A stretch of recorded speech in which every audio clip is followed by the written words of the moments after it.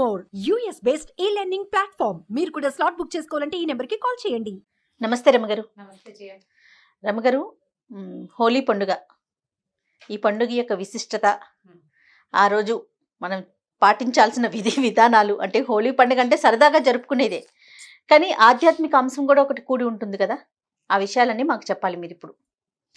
హోలీ పండగ అంటే ఇదివరకు నార్త్ ఇండియాలో విపరీతంగా చేసుకుంటునే వాళ్ళు, మన దగ్గర కొంచెం తక్కువ చేసేవాళ్ళు. క్రమంగా మన దగ్గర కూడా పెరిగింది. అయితే సంస్కృత కావ్యాల్లో ఇది కాముని దహనం అని చేస్తారు, వసంతోత్సవం అంటారు. వసంతోత్సవాన్ని అంతఃపురాల్లో యువరాణులు కూడా, ఒకళ్ళు మన్మధుడు ఒకళ్ళు రతిదేవి వేషాలు వేసుకుని నాట్యాలు అవి చేసుకుంటూ ఉండి చాలా వసంతాన్ని విపరీతంగా వసంతం చల్లుకుని చాలా ఆనందించేవాళ్ళ పాతకాలంలో కావ్యాల్లో కనపడుతుంది. అయితే ఈ హోలీ ఏంటంటే హోళికా పూర్ణిమ అంటారు. పాల్గొన పౌర్ణమి కదా, పాల్గొన పౌర్ణమినే మనం హోళీగా చేసుకుంటాం, అంతే కదా. అవును.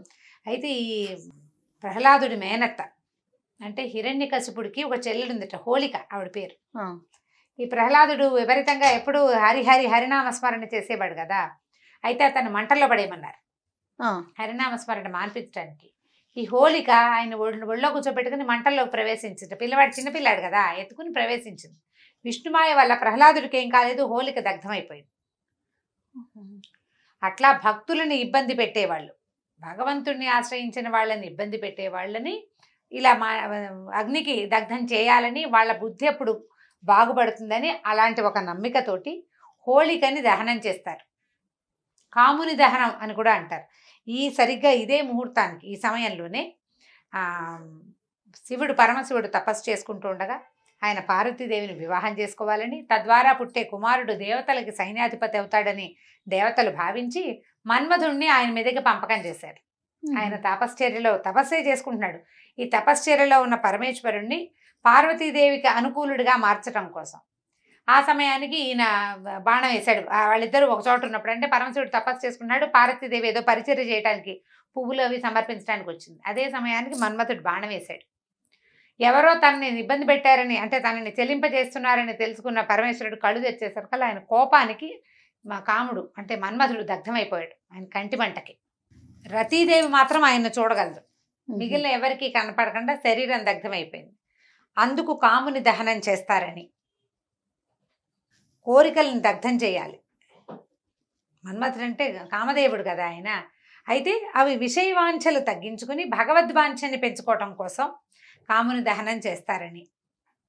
ఆ తర్వాత ఆయన కనపడకుండానే మన మనసుల మీద ఆయన పనిచేస్తూనే ఉంటాడు. మన్మథుడు ఎప్పుడూ ఉంటాడు. ఆయనకి గుర్తుగా కూడా చేస్తారని ఒక పాఠం. ఇదో పాఠం అదో పాఠం, ఇన్ని పాఠాలు ఉన్నాయి. అయితే ఇది మనకి భాగవతంలో కూడా కనిపిస్తుంది. భాగవతం దశమస్కంధంలో కూడా, భారతంలోను ఏమిటి రంగులు నీళ్లు చల్లుకునేవాళ్ళు. అప్పట్లో రంగులు ఏం చేసేవాళ్ళట, పువ్వులు అవి కలిపేవాళ్ళు. రంగురంగుల సహజమైన రంగురంగుల పువ్వులను నీళ్ళల్లో కలిపి పసుపు నీళ్లు, కుంకుమ నీళ్లు, తర్వాత ఏమో ఆకుపచ్చని రసాలు, అంటే ఆకుల రసాలు, కొన్ని పువ్వుల రసాలు, వాటిని వసంతం చల్లుకోవటం. వసంతం చల్లుకుని ఈ నీళ్లు చిమ్మేవాళ్ళు అనమాట. ఒక ఆయుర్వేదిక్ ఒక పత్రికలో నేను ఒకసారి చదివాను. ఇప్పుడు దీని తర్వాత వచ్చేది వసంత ఋతువు కదా. ఇప్పుడు మనం ఋతువులో ఉన్నామా, ఇక్కడ నుంచి వసంత ఋతువు వస్తుంది. చీడపీడలు చాలా వస్తాయి, చర్మ వ్యాధులు చాలా వస్తాయి. కాబట్టి ఇట్లా ఆయుర్వేద వనమూలికలు కలిసిన, పువ్వులు కలిసిన, ఆకులు కలిసిన నీళ్ళని గనక చిమ్మితే వాతావరణం బాగుపడుతుందని, చర్మాల మీద వ్యాధులు రాకుండా ఉంటాయని చెప్పబడిందట. అందుకని కూడా ఆడతారని ఒక పాఠభేదం. బోలెడన్ని కథలు చెప్తారు జయ. అయితే ఇప్పుడు మన పరిస్థితి ఏంటంటే అసలు హోలీ ఆడే స్థితే లేదు. అవును, ప్రస్తుతం నిరుడైతే పూర్తిగా తీసేసాం, ముందరేటి తీసేసుకున్నాం, నిరుడు లేదు కదా లాస్ట్ ఇయర్. ఈ సంవత్సరం కూడా కొంత మాత్రపు ఒక ఇబ్బందిలోనే ఉన్నాం మనం. ఈ పిల్లల్ని బయటికి పోనివ్వకుండా ఏదో తేలిగ్గా కాస్త ఇంట్లో వెజిటబుల్ కలర్స్ మనకు దొరుకుతున్నాయి, ఏమన్నా న్యాచురల్ కలర్స్, సహజమైన రంగులతోటి హోలీ ఆడిస్తే పిల్లలకు ఒక సరదాగా, ఒక ఆట విడుపుగా ఉంటుంది. హోలీ రోజున ప్రత్యేకంగా పూజలు చేసేది అది మనకేమీ తెలియదు, మన సంస్కృతిలో లేదు. ముందు రోజు చతుర్దశి నాడు కాముని దహనం చేస్తారు. మర్నాడు పొద్దున తీపిలు తింటాం, స్నేహాలు పెంచుకోవటానికి, స్నేహ సౌహార్ద సంబంధాల కోసం. ఆ తర్వాత ఈ రంగులు చల్లుకోవడంలో ఉత్తేజభరితంగా ఉంటుంది, ఉత్సాహంగా గడుస్తుంది కదా రోజు. మనకి సినిమా వాళ్ళు చూపించుకోవడానికి ఒక మంచి సందర్భంగా ఉంటుంది. కానీ ఇది వరకు కాలంలో ఏం చేస్తుంటే పల్లెటూళ్ళలో చేసేవాళ్ళు. కొన్ని చోట్ల అయితే ఈ పండగ రోజున భర్తల్ని కొట్టే ఆచారాలు కూడా ఉన్నాయి. ఓ భర్తను కొడతారు, ఆహా ఆ భర్తను కొట్టే ఆచారాలు ఉన్నాయి. అదేంటి రమ్మగారు ఏమో మరి భర్తలు కొడతారట హోలీ రోజున. భర్తలు ఏమో దెబ్బలు తగలకుండా ఏవో ఒకటి అడ్డం పెట్టుకుంటారు. అలాంటివి కూడా ఉన్నాయి. హోలీని ఒక్కొక్క ఊళ్ళో ఒక్కొక్క ఒక్కొక్క చోట ఒక్కో రకంగా ప్రాంతంలో ఒక్కో రకంగా జరుపుకుంటారు. అన్ని చోట్ల రంగులు చల్లుకునేది, తీపి తినిపించుకునేది, అది ఇళ్లలో ఆడుకోకుండా జన సమూహంలో ఆడేది, నలుగురు కలుసుకునేది. తర్వాత మధ్య మధ్య కాలంలో ఏంటంటే ఈ భంగులు తాగటాలు అలాంటివి, ఇంకా ఏదో విపరీతపు చేష్టలు, వైపరీత్యాలకు కూడా దారి తీస్తూ ఉంటాయి. అట్లా విపరీతాలకు దారి తీసే పరిస్థితి ఇప్పుడు ఎలాగూ లేదు. అంత జోలికి పోకుండా చక్కగా ఇంట్లో రంగులు అంటే బచ్చలి పళ్ళు అవి నలిపితే రంగు వస్తుంది, బీట్రూట్లో కలర్ వస్తుంది. అట్లా ఏదో సహజంగా వాడేవి ఒక 2-3 రంగులు తయారు చేసి పిల్లలకి ఆ సరదా తీర్పిచ్చేస్తే ఏదో ఆడేసుకున్నామన్న సరదా ఉంటుంది.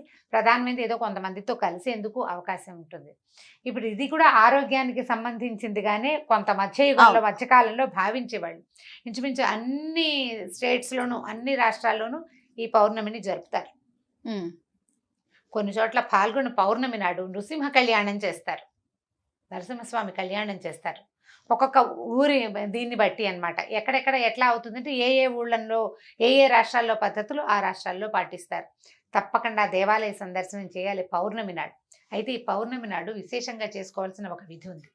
మనం హోలీ ఆడతాం, ఆడిన వాళ్ళు ఆడుకుంటారు, హోలీ ఆడరు. ఈ పండగ రోజున అంటే ఈ పౌర్ణమి నాటి సాయంకాలం అప్పట్లోట ఈ హోళికని పూజించండి రాత్రిపూట, అప్పుడు ప్రజలకి అనారోగ్యాలు కలగవని నారద మహర్షి ఎవరో చెప్పారని రాత్రిపూటే చేసేవాళ్ళట. హోళికని వెలిగిస్తారు కదా, దహనం చేస్తారు, కామదహనం లాగా. చతుర్దశి నాడు చేసేది కాకుండా హోలీ పౌర్ణమి నాడు కూడా అలా మంటలు రేకెత్తిస్తారనమాట, మంటలు అంటిస్తారు. ఒక హోలీ లాంటి ఒక అమ్మాయి లాంటిది స్త్రీ వికృత రూపం కలిగిన ఒక స్త్రీ ప్రతిమ చేసి దాన్ని అంటిస్తారు. గుజరాత్లోను ఆ వైపు చాలా బాగా చేస్తారు. విపరీతంగా ఆటలాడతారు, మొత్తం ప్రజలంతా రోడ్ల మీదకి వస్తారు. అయితే మనం ఏం చేసుకోవచ్చు అంటే, ఒకవేళ మన ఇళ్లలో హోలీ లేదు, మనకు అలవాటు లేదు, మనం చెయ్యం, ఏదో టీవీలో చూస్తాం, ఏవో సినిమాలు వస్తాయి అవి కూడా చూసేస్తాం. పౌర్ణమి నాటి సాయంకాలం మీకు చాతొచ్చింది లలితా సహస్రం కానీ, లలిత అష్టోత్తరం కానీ, లేకపోతే లలితాష్టకం కానీ, చిన్నదైనా సరే అమ్మవారికి సంబంధించిన స్తోత్రాన్ని చదువుకోండి. విశేషమైన ఫలితాన్ని ఇస్తుంది అది. ఈ చేసినప్పుడు ఏం చేయాలంటే క్షీరాన్నం పాలు పోసి పాయసం తయారు చేసి అన్నంతో, బియ్యం పరమాన్నం అంటాం కదా, అట్లా క్షీరాన్నాన్ని తయారు చేసుకుని ఒక వెండి పాత్రలో పోయండి. ఓకే. కంచం అన్నం తినే కంచాలు కాకపోతే మంచిది, అన్నం తినే కంచమైనా అందులో బంగారు పువ్వు ఉంటే పనికొస్తుంది అంటారు. అది కాకపోయినా అంత చిన్న పాత్ర అయినా పర్వాలా, వెండి పాత్రలో పాయసం, పాలతో చేసిన పాయసం పోసి మేడ మీదకి తీసుకెళ్ళండి, లేదా బాల్కనీలో చంద్రకాంతి పడే చోట అది పెట్టుకోండి. ఆ పాత్ర స్థలం కొంచెం శుద్ధి చేసి, మురిగా చెత్తగా లేకుండా స్థల శుద్ధి చేసుకుని, మీకు అలవాటు ఉంటే ఓ చక్కగా పసుపు నీళ్ళు జల్లి కాస్త ముగ్గేసి 2 పువ్వులు పెట్టి అక్కడే ఓ దీపారాధన చేసి, మీ ఇష్టం అవన్నీ కూడా. ఓకే. ఈ చంద్రకిరణాలు పడే చోట ఈ దీన్ని పాయస పాత్రని పెట్టుకోండి. అక్కడ కూర్చుని చంద్రకాంతిలో లలితా సహస్రం కానీ ఏదైనా చేయండి. చంద్రుడికి బింబం గేసి చూస్తే అక్కడ అమ్మవారిని భావించండి. మీకు ఇష్టమైన రూపం, అమ్మవారి స్వరూపం మీకు ఏది నచ్చితే అది, ఆమెను భావిస్తూ సహస్రం కానీ, అష్టోత్తరం కానీ, మీరు త్రిశతి కానీ ఏది కావాలంటే అది చదువుకోండి. 4 సార్లు చదువుతారు, 5 సార్లు చదువుతారు, ఒకసారి చదువుతారు, మీ ఓపిక మీ శక్తి. ఈ పాయసాన్ని చంద్రుడిలో ఉన్నటువంటి అమ్మవారికి నివేదన చేసుకోండి. శాస్త్రం ప్రకారం సాంగంగా నివేదన చేతొచ్చిన వాళ్ళు చేసుకోవచ్చు, అలా రాని వాళ్ళు చేయి చూపించటమే, అమ్మవారికి నీకోసం నేను ఈ పాయసం చేశాను అని. దాన్ని ప్రసాదంగా తీసుకోండి. అపరిమితమైన మానసిక ప్రశాంతత కలుగుతుంది. పిల్లల్లో ఇతరత్ర అటు ఇటుగా అయిపోతున్నాయి మనసులు, వాళ్ళను కూడా వెన్నెల్లో కూర్చోబెట్టండి. పౌర్ణమి వెన్నెల చాలా మంచిది. చంద్రుడు మనఃకారకుడు, అతను చాలా సమస్యల్ని తీర్చేస్తాడు. మనం భావన చేసిన అమ్మవారు, మనం చదివిన స్తోత్రము, ఆ ప్రశాంతమైన వాతావరణము, ఇవన్నీ కూడా మనకి చిత్తశాంతిని ప్రసాదిస్తాయి. సరదాగా హోలీ చేసుకుంటే చేసుకోండి. హోలీ పౌర్ణమి నాడు ఒక మంచి పని చేశామన్న సంతోషం కలుగుతుంది మీరు ఇది గనక చేస్తే. తప్పకుండా. జాగ్రత్తగా ఉండండి. అమ్మవారి కోసం ఇది ప్రార్థన చేయండి. ఈ ఖచ్చితంగా. రకంగా హోలీ పౌర్ణమి నాడు ఉదయం చేసుకోగలిగింది ఏదైనా చేస్తే చేస్తాం. పిల్లలు సరదాగా ఆడితే ఆడతారు. కుదిరితే ఉమ్. ఇప్పుడు పరిస్థితి అనుకూలించలేదనుకో మానేయండి. సాయంకాల విధి చేయండి తప్పకుండా. ఇది మాత్రం ఖచ్చితంగా పాటించండి. చేసుకోండి. అది థ్యాంక్ యూ రమ్మగారు. నమస్తే. నమస్తే చేయండి. ఈ వీడియో కనుక మీకు నచ్చినట్లయితే లైక్ చేయండి, షేర్ చేయండి. మరిన్ని వీడియోస్ కోసం మా ఛానల్ని సబ్స్క్రైబ్ చేసుకోండి.